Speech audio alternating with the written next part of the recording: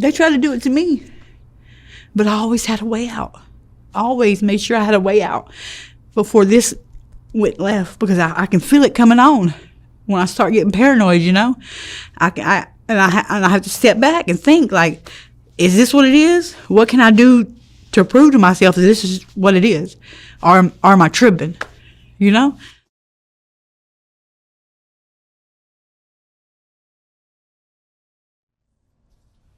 All right, Nicole. Nicole, where are you from originally? Where did you grow up? Silsbee, Texas. Tell me about your family growing up. I had a pretty dysfunctional family, and I may cry, so just bear with me. My mom was a drug addict. My daddy was too. Never seen him sober. At 8 years old is when it began for me. My stepdaddy, who raised me ever since I was 2, raped me, took my innocence, and it went on for a little while. And I finally told my best friend, and she told my mama. My mama instantly called the law. That was her reaction, you know. And when the law went to the house to pick him up and arrest him, he admitted to doing it. And he went to jail. He got out because he has money. Of course, money talks. But he also had pull in that town with his money. So he kept postponing his court dates because they were offering him 40 years. So my mama, the woman that she was, come up with anything for her benefit. But she was a good woman. She loved hard, you know. After she found out, she still wanted to be with him. And at the time, I didn't understand.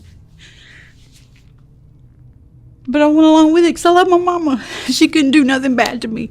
I still love her because my mama, you know. I worship the ground she walked on. Do anything for her. So she got back with him. Of course, I couldn't be there, so I had to go to my sister's through CPS. Well, they stayed together for about 3 months and they divorced. Well, within this 3 months, well, no, I'm lying. Within the next couple of years, because it was 8, few years, she's scheming, trying to make sure he stays at home so she could make sure she had her fixed. Because it boiled down to that. I mean, my mom was an addict. You know, she OD'd when she died. So up into her whole life, that's all she knew. So she was making sure she was taken care of. What was her drug? Pills, opiates. So he kept postponing his court dates, and finally she come up with a plan. She said, "You're going to go over there, and you're going to tell him it was all a lie. That you made it up on him." So I did that. But he admitted to it. That didn't work. But bam, she started to scheme again. So she found somebody, Jason Jester. I married him. And me being a minor, married to an adult, it shows the law that I'm experiencing the sex at a young age. And they put half the blame on me. Instead of him getting 40 years in the penitentiary, he only got 10 years probation, but he had to register for the rest of his life. So that's how that went.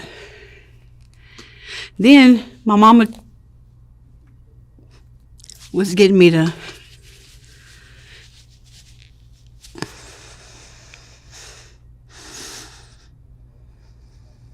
she would prostitute me out for a habit, you know. I didn't care. It was my mom, man. I loved her, you know. And she had to manipulate men and, you know, how to just use people for what you want. So that's was instilled in me. But the beauty of my mama is, I can't leave this out, she taught me about Jesus Christ. She taught me a lot about him. And that's what got us through, you know. It was wrong, but that's what got us through. How do you think Jesus would feel about everything that went on in your family? Oh, she went to heaven. they're forgiven because they're children of God. They believe in repenting. You know? As long as you can recognize that you're doing wrong and you need to change it and ask for it and try to do something for yourself, I feel that God sees that, you know? He sees you trying. He's going to put that other step in and make it work for you. Were there any effects in your life later on from the sexual abuse? Yeah. At 14, I tried to kill myself. I hung myself. They got me down. They sent me to Austin State Hospital.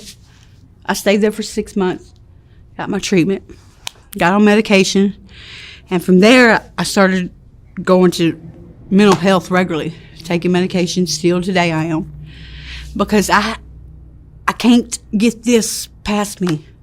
Every white guy I see his face on them, and it bothers me. And then I have nightmares because he used to come wake me up, fondling me for school while my mom was still sleeping. So I have nightmares about it, and I can't sleep. That still goes on today. I'm dealing with that now.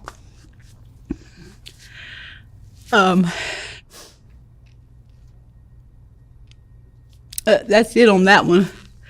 That I have problems with the mental health. Is there another question? Are drugs a part of your life? Oh, yeah. I like to be numb. Yeah, I don't like to feel. When did you pick that up? 8 years old. Really? Yeah. What drugs were you using at 8 years old? Heroin. And you figured out that they were effective in getting you to It numbed me. bury the It helped me do things that I didn't want to do.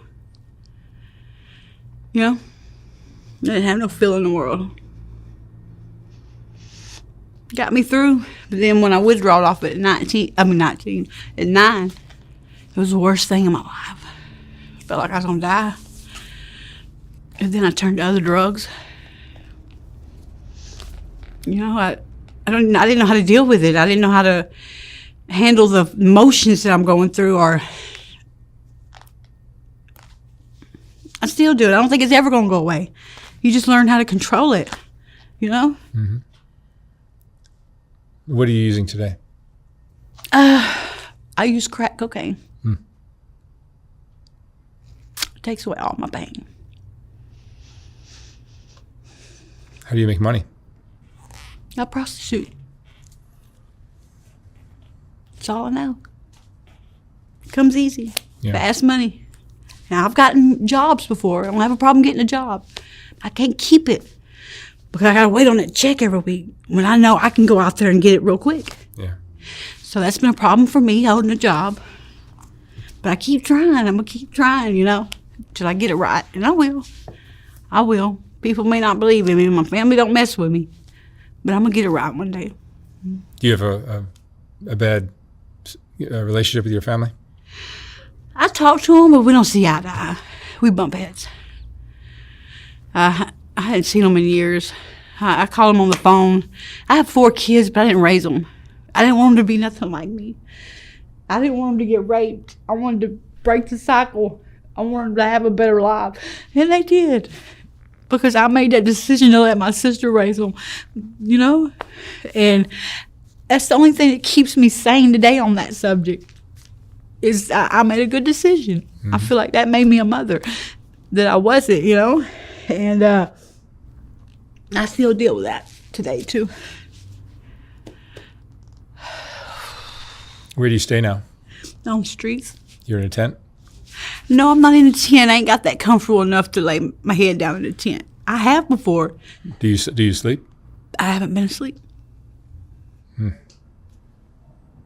Tell me about living on Skid Row as a woman.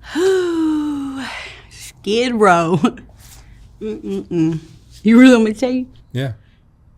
Give me the dirt. I'm a paranoid schizophrenic person. But I've learned over the years how to weed out what is real and what's not real. Skid Row is a joke. They got gang stalkers. They run around trying to mess people up in their head and get them out there on the streets where they're walking around screaming where nobody wants to mess with them. And they ain't got nothing. You know, that's funny to them. They want to video it and shit. Excuse my French. You know, it's just, they're humans. You know what I mean? Help them. They try to do it to me. But I always had a way out. I always made sure I had a way out before this went left, because I can feel it coming on when I start getting paranoid, you know? I have to step back and think, like, is this what it is? What can I do to prove to myself that this is what it is? Or am I tripping? You know? So,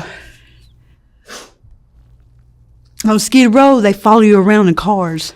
They'll drive around in cars, because on the host row, that's where I call them tricks. That's where they go. Well, amongst them are the gang stalkers. And they're riding around fast and staring at you, giving you go-to-hell looks, you know, messing with you. And they do it all night long. All night long. You suppose that could be your imagination combined? No, because when I go to another... Lack of sleep? No. When I go to... This is why I'm going to tell you why. When I go to another town, cars follow me. I remember the first 4 digits of their license plate number, in case I see it again. So I see it again, the same license plate number. That's legit. There's no making that up. None whatsoever. Now, some of the stuff I be thinking might be a little paranoia, because I'm there. You know? That's how they almost got me the last time, because they knew I was paranoid, because I'm brutally honest. I put it all out there front. Nobody has to guess or wonder or have surprises when it comes to me. I'll tell you. Because I want my story, my testimony, to help the next individual. Because what would I go through all this for if I can't help somebody else? You know? Mm-hmm. That's what matters. That's what makes it. I like to help. And what kind of reaction are you having to hear crack cocaine? Because sometimes it's got fentanyl in it. I find it disrespectful not to speak to somebody when you walk past them, or whatever the case may be. I speak to everybody. Some of them won't even, they give me go-to-hell looks or won't talk back. Some will talk back. The ones that I've continuously done it with, they'll speak back now. But Skid Row is a struggle. Yeah, it is. What does your typical day look like? What do you do? How do you spend your days? Trying to survive.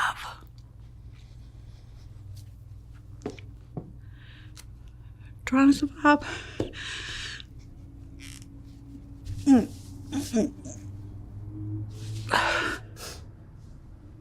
Is this your lowest point, you think? No. It's been worse? I could leave it all alone right now if I wanted to. I'm choosing not to. I done grew up over the years. I've done it, quit it, done it, quit it. So it's just something, you don't have that craving anymore for it. You can drop it down if you're mentally strong enough. And that's one thing I had to do, was mentally get control of my mind, because I'll go crazy. It'll get the best of me. So I had to learn it. So it can't do that. I've had a struggle with my mind, man. Pills help. But I got a liver problem, so now I can't take my pills because they're bad for my liver.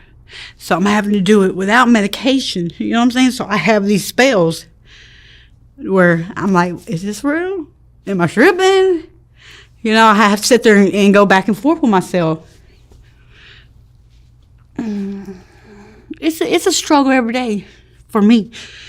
But what makes me happy and keep going every day, I like to help people. I like to give. You know, I like to take care of them if they need it. If I'm capable, I want to help somebody. There's a lot of people on Skid Row that like to take. Like steal from you? Yeah, well, they just take. They don't have to steal from me. Any way they can. And I've made it known they don't have to steal from me. I'll give you my last. It don't mean nothing to me. None of it does. You know? It's materialistic things. You can't take none of that to heaven with you. None of it. And see, they don't know all that, though. They don't have that mentality, you know? Somebody just needs to teach them. If they won't slow down long enough to listen. What are you afraid of? What do you worry about? I fear Jesus. Anything else I'm not afraid of. I'm okay with living, and I'm okay with dying. Because I know where I'm going. And that's eternal life. How did you get introduced to hard drugs at such a young age? My mama. Your mom. She was trying to get you to turn tricks at 8 years old? Yeah. Oh.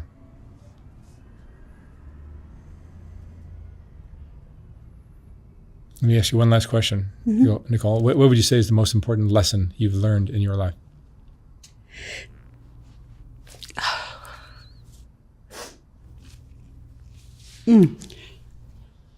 Most important lesson I've learned in my life.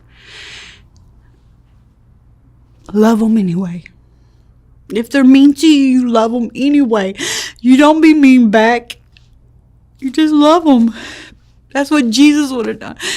He loved you, you know? He didn't turn his back on you. I love them anyway. Care what you do to me. I'm going to go hug you. Show you the love. Maybe that's what you're missing. What you're lacking in your life. It's a hug, you know? That means a lot to somebody, man. The hug. But that's it. All right, Nicole. Thank you so much for sharing your story. You're welcome, and I hope whoever hears it, that it might change your life or help you in any way.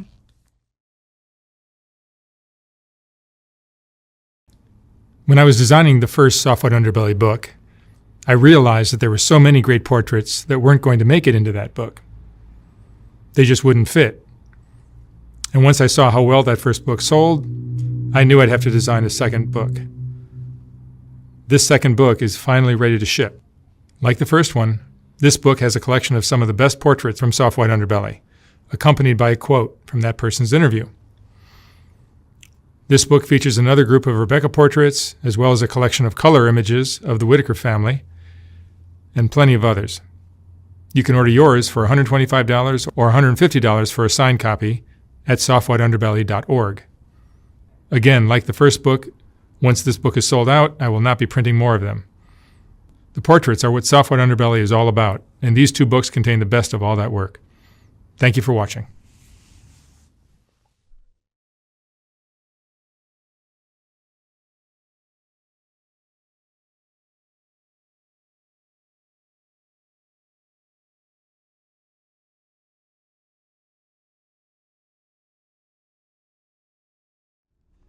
I find relationships fascinating. They are fascinating. They're just, I think everyone finds them fascinating. Yeah, they're hard and fascinating, and yeah. Man, are they hard. Yes. They are hard. They are hard, but they shouldn't be that hard. No, they shouldn't be. They could be very easy, right? I don't think it's ever really easy. I think it's always going to be a challenge, but I don't think that it should be so hard that, I mean, you should have more pleasure from them than not. Mm-hmm. What is this? If there's a one secret, what would be the secret? Oh, man. To oversimplify. I think the subject of my book, it begins with you. It's not, you have to always maintain your relationship with yourself and learn the skills and not look to a relationship to save you. Sure. But to see what you can actually bring to the relationship. A lot of people think that they go to a relationship to get happy instead of how can I bring happiness to the relationship? Yeah, I see so many like relationship help. I guess they mean well, but there's so many dark things out there right now. How to get how to manipulate this person to exactly. get really dark games that people are playing. It's like it's awful. I just go into relationships like I'm just going to be really nice to you. Yeah. And if you enjoy that, then we might be a good match, and that's it. Yeah, that's it. It isn't like I'm trying to make sure that I'm not the one that likes the other one less, so that I'm in control. And it's like, what the fuck? Yeah, no, it's so, well, it's really crazy. Because I mean, honestly, I think, is it better to love or be loved? And I think it's better to love. I think you get more out of loving than to be loved. Yeah, actually. I mean, I've been loved before, and it's like that kind of doesn't do it for me as much as, I mean, if you can find, I've said this many times, that you want a healthy relationship is where both partners feel like they're getting the better end of the deal. Yes, definitely. I think that's really well said. I mean, also, a lot of people don't choose partners well. They Amen. don't, you know. I always say there's only two things you need to know about relationships or before you pursue a relationship with someone. The health or the quality of a relationship is dependent on two things. Number one, who you choose to partner with.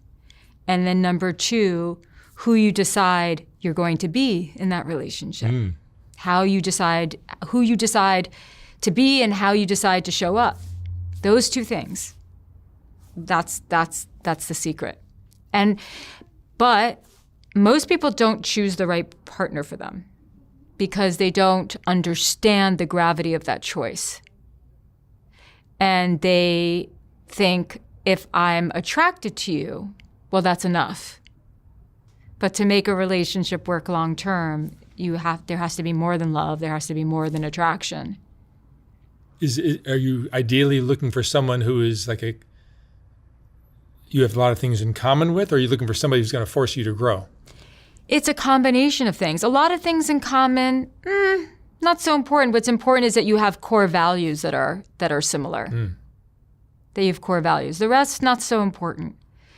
And then forced to grow, yeah. I mean, I think forced to grow, and also someone who you can grow with instead of grow apart. It becomes complex very quickly. Yeah. Well, I think, if you were to think about hiring a business partner, what steps would you take before deciding who you would hire to be your business partner? You would want to know about this person's character. You would want to know about some of their habits.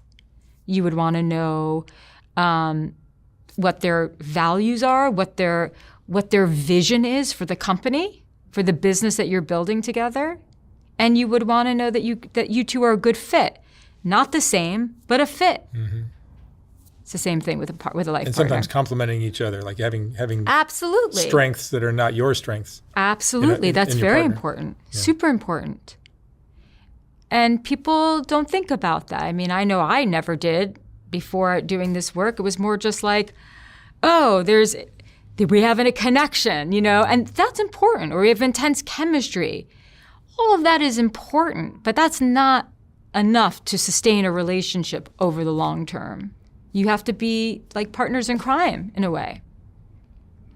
And childhood plays a huge part in all of this, right? Childhood plays a role. Our past experiences play a role. And then, our beliefs play a role, and our values play a role. Lots of things play a role. So it's about choosing well. And I think that probably the most important decision a person will ever make is who they decide to spend their lives with. It seems a lot of people will choose love before they've done the work on themselves.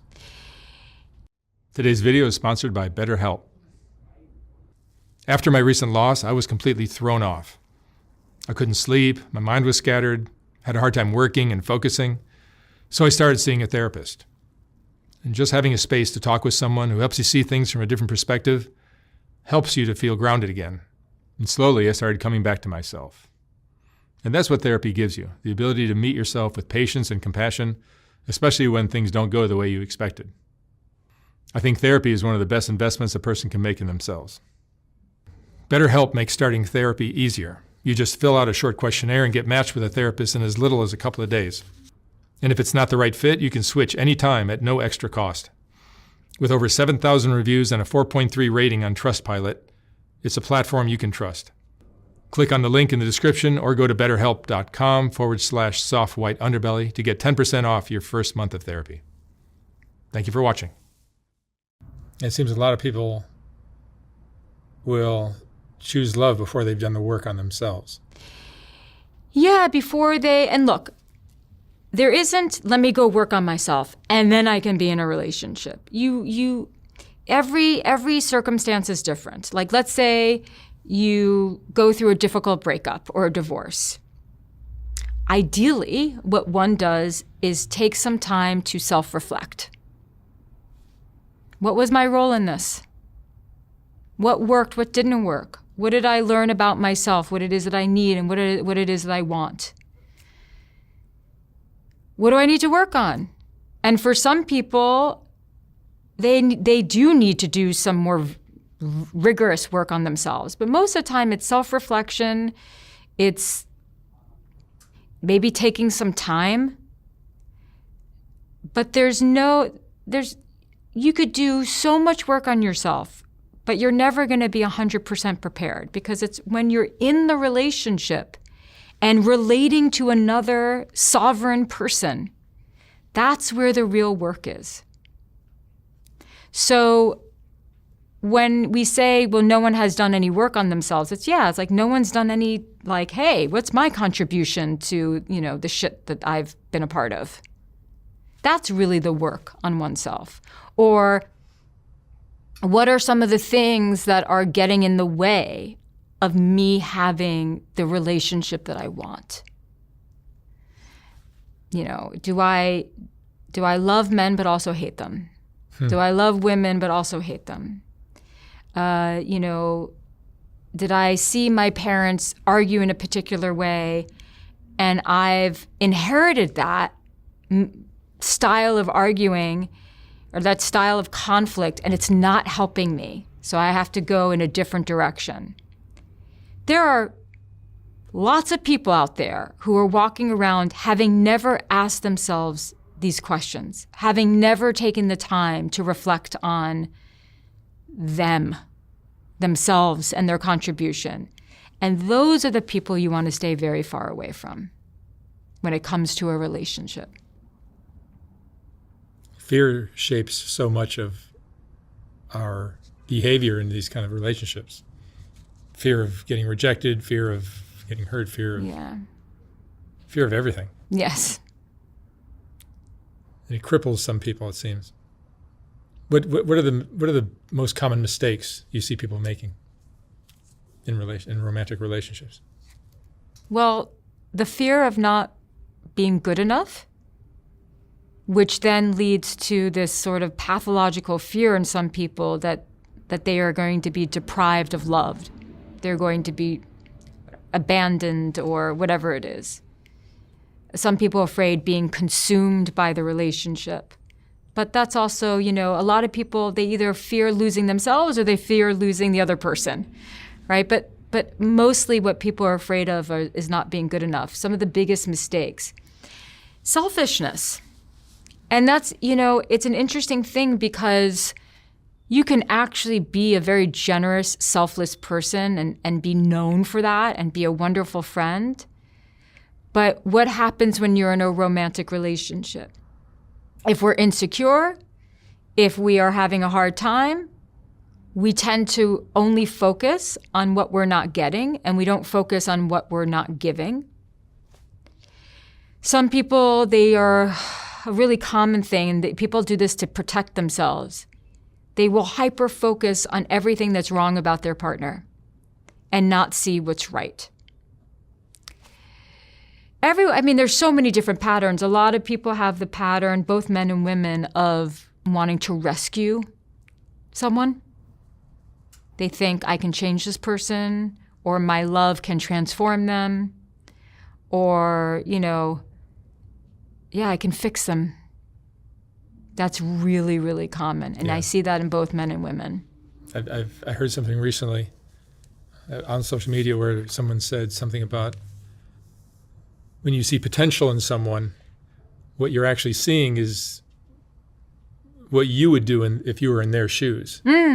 Interesting. And it doesn't mean that the person you're seeing these possibilities in doesn't mean that person has any of the ability or the inclination to do these things. That's an insightful comment. No, it's very true because we're projecting all the time. You're projecting what you would do in their shoes. Yes. And you are imagining who they could be instead of loving who they are right now. Mm-hmm. A lot of people do that. This is very common. They don't see the person who's right in front of their face. They see who they could be based on these projections. Yeah. That's a very dangerous thing because what happens then is then you get into a relationship and the other person starts to resent you because we can feel when someone's trying to change us. And then we start to resent them because they never actually become who we want them to be. So you really have to love the person as they are. You can see their potential, but you have to be okay with who they are today. And if you're not, they are not a project. But a lot of people get into relationships unconsciously turning their partner into a project. You think more women do that or men do that to their partners? I think, I used to think it was more women who do that, but I'm not quite sure because, but it looks different. The conquest for a man who dates women would be, let me find the woman who's just like a broken bird or messed up, and I will be her protector and fix her and I'll save her. Yeah. Women who date men in particular, they're not really looking to protect. They're looking to transform darkness into light. They're looking to transform the person into the protector. And they think unconsciously, I will be the inspiration for this person's change. And if I'm the inspiration for their change, I am worthy. Same thing with a guy who wants to rescue the broken bird. He gets his significance from being able to do that. So that's where he sees his worth because, sometimes we can't even imagine being loved for who we are, so we figure out a way how to be needed. Does that ever work out? Where somebody's going to gain their self-worth from saving somebody? No, it never works out. The relationship might last, but it's not going to be a thriving relationship. You're just propping the person up. Well, there's just a lot of stress that comes with that relationship because you can't really save anyone. People have to save themselves. And you can support someone in their pursuit of making themselves better, but you can't save someone. And then you never feel satisfied. You never feel fully satisfied, or you're stressed out, or the person is always, it creates a sort of codependency is what it does, which is very similar when you have an addict and a non-addict in a relationship. It takes on a very similar form, which is, you want the addict to change. Your whole life becomes about changing this person, or your whole life becomes about this person. So your whole focus is on them. And then they're not changing, so you start to lose your sense of self and meaning inside the relationship. So can it work? Well, it depends your definition of working. It could last a long time, but no one's really happy in it. It's a dynamic, and it's not a good one. And now with technology and all the things that have changed in our world, it's like relationships look very different than they did 10, 20 years ago. Yes. Is that making it harder or easier? What makes relationships harder if we're talking about technology is, people can be on social media and interact with strangers in a way that we've never done before. There's temptation there, and that wasn't there before. People are distracted. They're just way more distracted. And so they're not connecting. And so I think that's the biggest role that technology has played in modern relationships. It also appears that love is more transactional than ever before. Is that my imagination? Yeah, I have to think about that. It depends how you look at it. Relationships... Today, people are looking for a soulmate. Back in the day, people were just looking for their like someone who they can build a family with. And I wouldn't say that that's transactional, but there's almost this unspoken agreement we're getting together because we're building a family. Today, it's like, are you going to complete me? Are you my soulmate? Are we going to go conquer worlds together? And so that is that is how I see it. I think the transactional part that maybe you're seeing, and I'd be curious to know, is, hey, I'm going to bring all this to the table. What are you bringing to the table? That kind of thing. Like, how much value you're going to add to my life, and I need to see how much value you're going to add to my life, and then I can decide if you're right for me. So that feels rather transactional. Yeah, but for me personally, I see it as relationships have always been transactional. Whether you're bringing home some meat to feed the family, or she's doing, so there's always some give and take. But that doesn't mean it blocks out love and. Right, but if it becomes too transactional, there's no passion. There are there's certainly no those kind of relationships too. Yeah, because but people are I just keeping think score. Transaction is such a a terrible term. I know, but there is an understanding. It's a partnership. It's like building a business. It really truly is. Yeah. And you have to understand which each other's roles are. Like, who's going to pay the bills? Who's going to do that? Who's going to be the person who looks out for the family, who protects the family, in what way? Yeah. These are the conversations that people don't have. So it seems like there's a lot of conversations that aren't had in romantic relationships. Too many. It's like, you're hot, I'm hot, we're attracted to each other, we've got this great connection, we laugh together, let's get married. So many unspoken things. Yeah, it's insane. So we don't talk about that, whereas that's probably the most important thing to talk about. It is the most important thing to talk about. What were the struggles in your life that led you into this work? Yeah, well, I taught yoga for many, many years, born and raised in Manhattan, New York City. And I always had this internal struggle where I always felt like I was meant for something bigger than just being someone's wife. But yet, call it conditioning or just whatever, I also really wanted to get married. Like, that was important to me. Get married, have kids, and go that route. And I wasn't raised with this. I wasn't raised with this idea of like, Jillian, you can do anything you want and just reach for the stars kind of thing.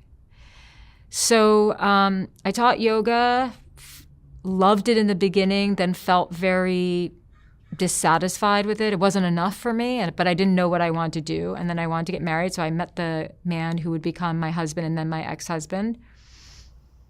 And it was very difficult. It was the relationship that really revealed all the problems that I had always had with my father.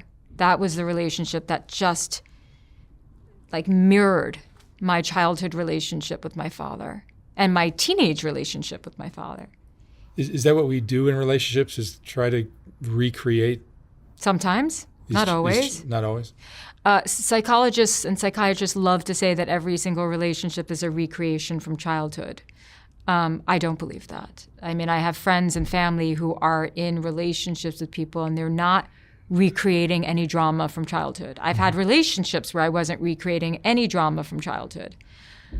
But if you're really struggling in your relationship, then chances are your childhood, there's something in your childhood that's coming up for sure. So relationship with your mom, relationship with dad, 100%. And that was a really tough relationship. I thought I was so mature getting into it and that everything was going to be great. And it was like the same thing. If he was upset, he wouldn't tell me, he would pull away. And I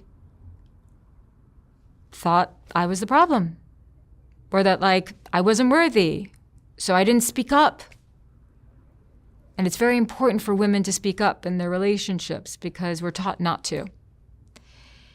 And he decided, one morning I woke up to a miscarriage, and he decided to break up with me over text that afternoon. He wasn't coming home. Same day. Same day. that afternoon. That's sweet. It was fun. And I had also just discovered that my mom only had a couple months left to live. She had terminal cancer. So that day, June 2nd, 2014, the day before what would have been our 2-year wedding anniversary, everything fell apart. And I became obsessed with figuring out what makes a relationship work, because I was devastated. I was scared. I thought, this person wasted my time, all these stories in my head, and I didn't know what I was going to do. And I decided I was going to figure out what makes a relationship work, and I've been obsessed with it ever since. It's amazing how pain, extreme pain, the pain of heartbreak, is high octane fuel to channel into hopefully something productive in your career, in your life, yes. in your development. Depending on who you are, it has the potential to be the high octane fuel. It could also, or you can let it destroy you. Lead you to drink or whatever. Yeah. I've been able to channel that into this project and other things before it that all came from that kind of heartbreak.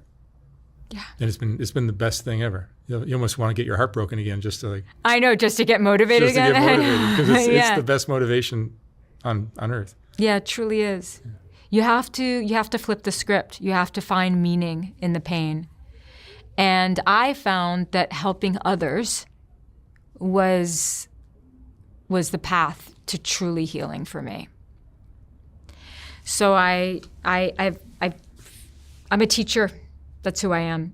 And so I thought, as soon as I started to learn more about it, I was like, this is what I have to do. I have to coach, I have to teach, I have to educate people on this. And I transitioned out of teaching yoga and doing this full time.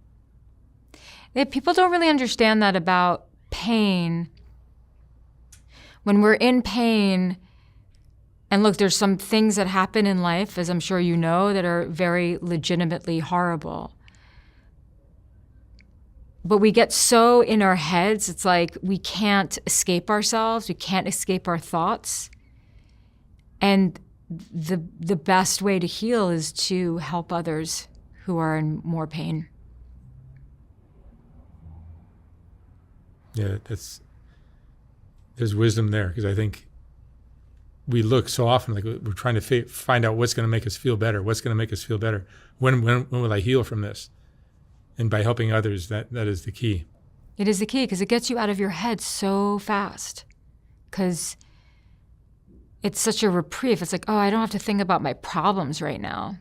So let me help this other person with their problems. Mm. And then I think that's where meaning and fulfillment comes, where you feel like you are, in your own way, contributing to something outside of yourself. Which also makes you a much more attractive partner. I think so, yeah. I think that no one wants to be in a relationship with someone who's got nothing going on. And look, someone might be, their meaning is in being a parent, whatever it is. It doesn't matter it doesn't have to be a career. But everyone, people think that the path to fulfillment is a relationship. And a relationship should add to your life significantly. Otherwise, way too labor intensive to waste your time. But fulfillment is an inside job, and your partner is not responsible for fulfilling you. And I think what happens is that when we meet someone, we're excited about them, and it's a very beginning, that lust that transitions into falling in love is intoxicating. And it's highly emotional, and it's incredibly irrational. And we think unconsciously that this relationship, this person, is actually rescuing us from all the uncertainty and pain of our life.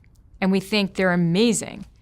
Immaturity is, let me project my entire fantasy, like dream person, dream guy, dream girl onto this person. And then as soon as I find out that you're actually a human being with flaws and, your level of consciousness is very similar to mine, you're not this highly evolved, because people want to find this highly evolved, angelic person who's going to come into their life and make everything okay for them. People know that's not true when they intellectualize it, but we have this sort of hunger for that. And we have to mature our understanding of love and not project fantasies onto these people, because that transition from the falling in love stage to the more committed stage, regular stage of the relationship is very hard for people, because they think, oh, you're just a human being like me. And then they get crushed with these, like, by the weight of their failed expectations.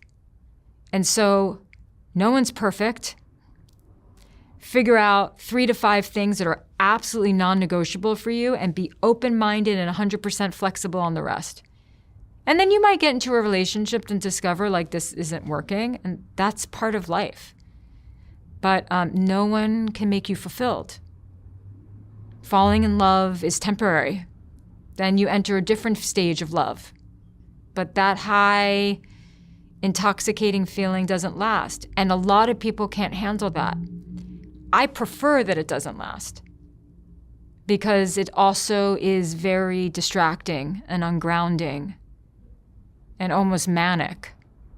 I prefer to be grounded. And I think that that's what people really need to see and to experience, is that grounded feeling in a relationship. Has there been a time in history where, for a woman, the idea or the pressure to marry and have children has been less than it is right now?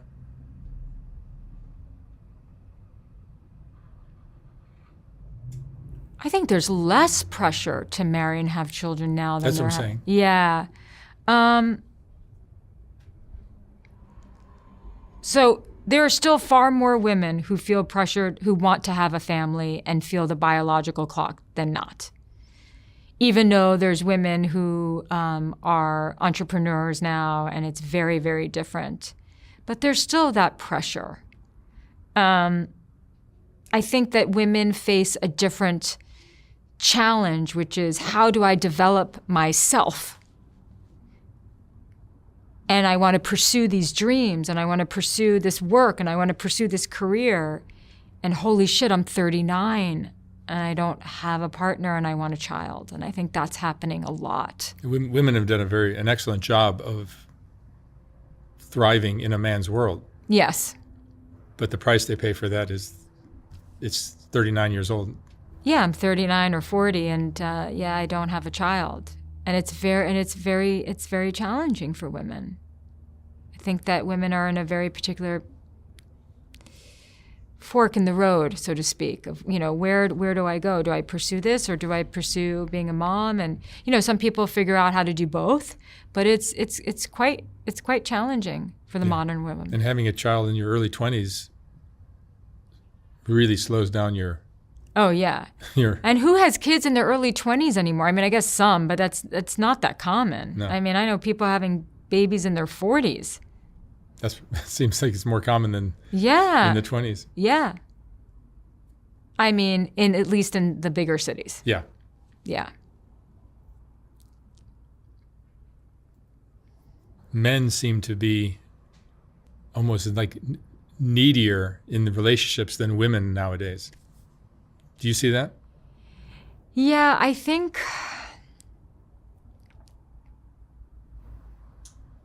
maybe they've always been that way, but no, I think men need to feel like they are needed, and the more independent women become and not needing a man to support them. I think a lot of men are confused, well, then what is my role then in this relationship? But what they need to understand is your role is to be a protector. Your role is to be emotional support. Your role is to be a friend. And it may be that your role is not to be the provider, but providership can go well beyond money. But I think there is some confusing. And then there's confusing messages, and also there's the messages of, women being like, well, I don't need a man.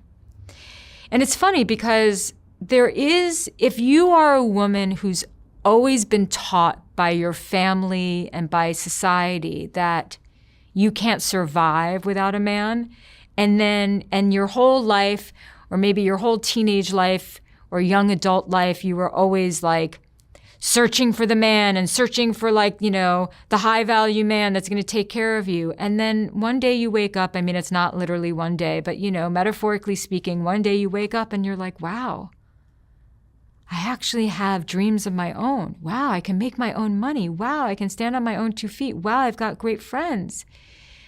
You have to understand from that perspective, it's incredible. It's very empowering.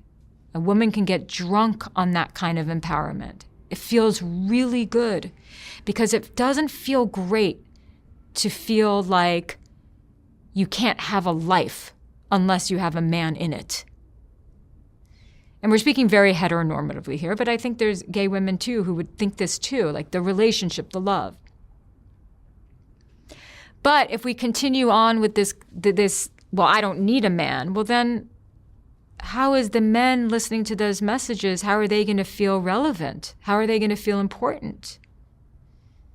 It's like, okay, well, maybe you don't need a man for maybe you can be happy without the relationship. And that's great, because I'm always trying to help people to be happy without the relationship. But if you can't see how having a relationship with a man or a woman, that can't give you things that you wouldn't be able to find on your own, then that's a problem. Then your partner's never going to feel important to you. So the neediness, I think that's the confusion of men being like, how can I be significant to you in your life? What do you think? It's complicated. I am a single man, and it's like it's a little different situation now because I have this.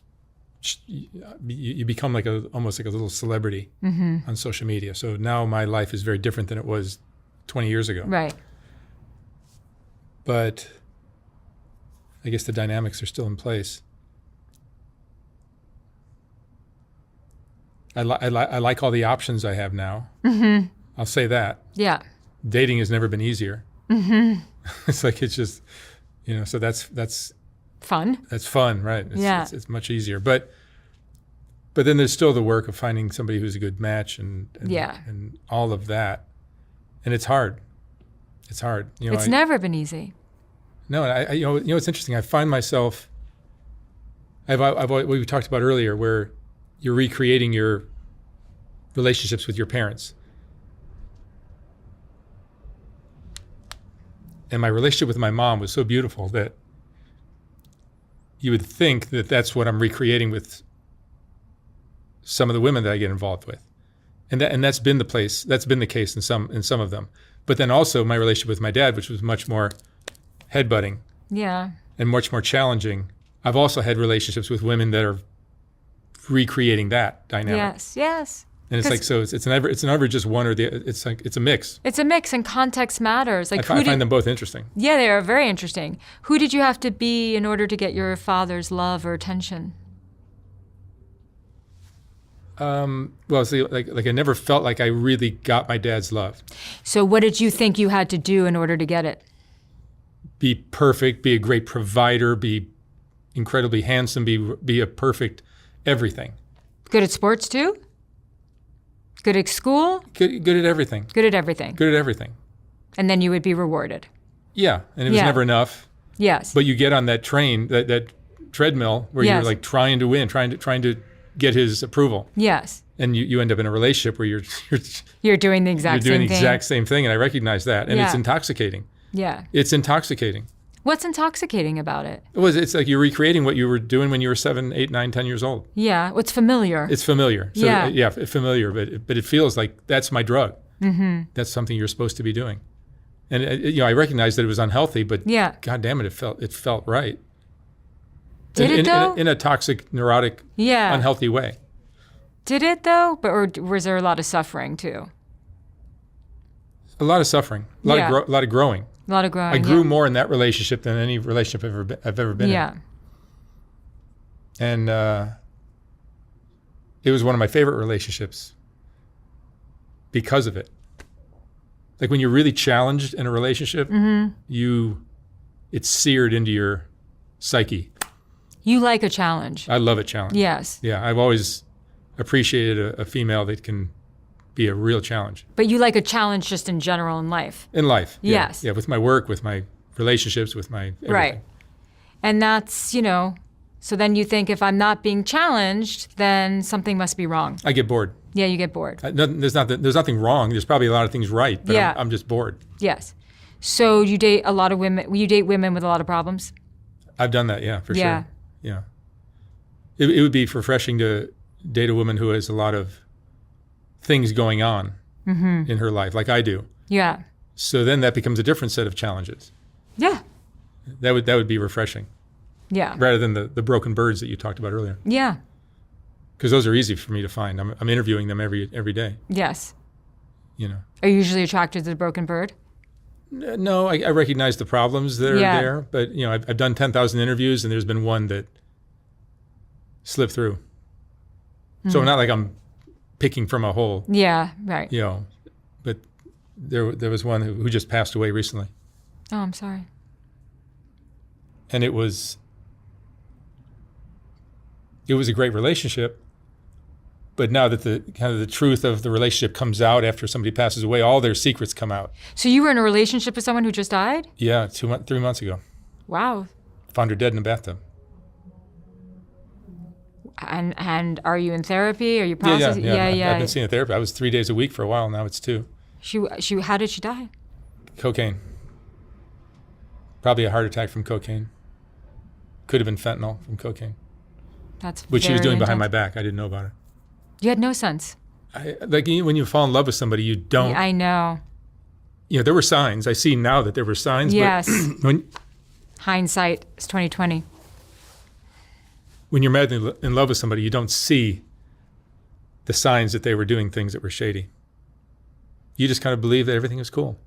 Yeah, I know the denial can be very thick. Yeah. And now that I've kind of come to my senses and sobered up, and 3 months of like analyzing it and seeing the truth, it's like, oh my God, yes. Like I was just stupid. I'm very sorry for your loss. I mean, that just happened. Yeah, I'm doing better. Okay, good. I'm doing a lot better. The first month was horrible. I didn't sleep a day for 3 months. I mean, for the first month. Yeah. Second month was better. Now what's today? Tomorrow is 3 months. That's intense. And I'm doing a lot better. I'm happy to hear that. I'm actually dating again, which is hard. Yeah, men are fascinating to me. They really get back into dating very quickly. Women, if that happened to a woman, it would be years before she started dating again. Yeah. Yeah. The tendency is that men, and I'm not saying this is you at all, but the tendency is that men don't process enough after breakups. I'm talking about breakups. And that women process too much after breakups. And women stay very hurt. They stay very hurt for a long time. See, I've heard guys say the exact opposite. It would be wrong. They would be wrong. Really? Yeah, men. This is a statistic. Men jump into relationships or enter new relationships much faster than women do. I'm not saying every circumstance is that, but that's the trend. My situation is very different now than when I was 26 and I was 27. I had my first heartbreak, and it took me, I think, 6 years to get over that. Yeah, before I could even date again. Yeah, you were young and sensitive. Young and super sensitive. Yeah. So now I'm still sensitive, but my options are so great that it's like, within the first week I got three, and I was so like shell shocked from what I said yes, and I said no before the date came, because I just like, what am I doing? I can't possibly date anybody. No, within the first week, no. No. That would be bad. But you're out of you're not in your right mind. No, that would be, it's not appropriate. No, there's no way. It would have been a train wreck. So yeah. I said yes, which was crazy, but then 3 days later I said no, there's no way. Yeah. But But it helps having options. Sure. And even those dates have been kind of like, I can only move so quickly and adeptly after having a loss like that. Have you shared this loss with the people you've been on dates Oh, yeah. with? Yeah. Yeah. There's no way you can't. Mm-hmm. It's like, it's too big a, it's too big an elephant in the room. Right.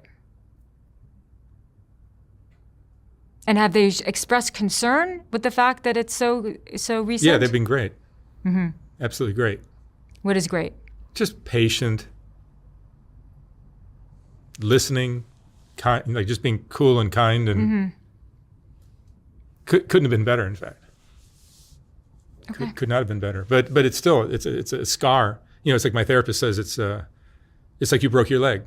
Yeah. You're not going to be able to run on it in 3 months. No. It's going to take a long time. Yes. But I see improvement, and that's hopeful. Yeah, it's wonderful. And honestly, what's really helpful is seeing the options that are there. Knowing that you're not going to be alone. Knowing that I'm not like. Yeah. It's too much information, perhaps, but it was such a beautiful. It was such a beautiful love that it's like I never felt. You never felt that kind of love? I didn't think it could happen again. Yeah, you didn't. Yeah. Yeah. Well, you know what's interesting? It won't happen again, but something just as beautiful can happen. Yeah, that's But what I'm realizing. Yeah, but it'll just be different. Yeah, it'll never be identical, but No, something as good or better could possibly come around. 100%. And that's what makes people so unique and interesting. Yes. I really believe that our hearts, that there's just so much room in our hearts to love, you know? And I do not believe that there's just one person for us. Oh, absolutely, positively. Don't believe that at all. No, I can tell you that they're. Yeah. they're.